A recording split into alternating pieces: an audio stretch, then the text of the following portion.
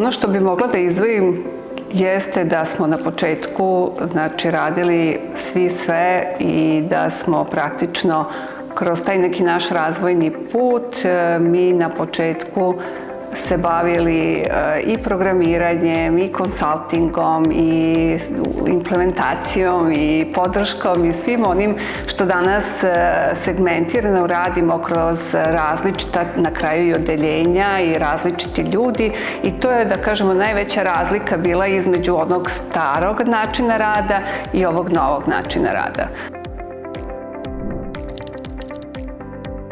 Promena koju je M&I prošao kada smo krenuli da implementiramo proizvode poput SAP-a, tu smo ušli u jednu novu granu, novi način rada, i to je uvelo jednu širinu i jednu novu priču u M&I-u.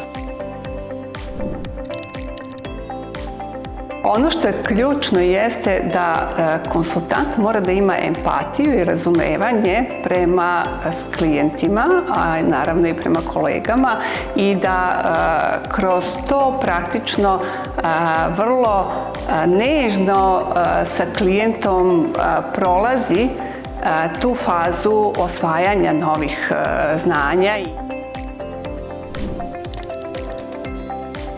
To je bio moment u kojem smo svi učili, i klijenti i ja, zajedno, i ono što je bilo najvažnije da budeš jednu lekciju ispred klijenta i tada je tvoje poverenje sigurno, odnosno klijent ti tada veruje.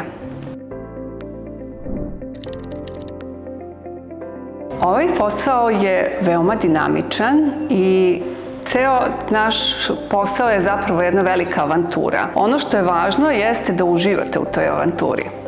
Znači, stresa što manje, a što više radosti i sreće u onome što dajete klijentima i na kraju onom rezultatu koji ostvarujete.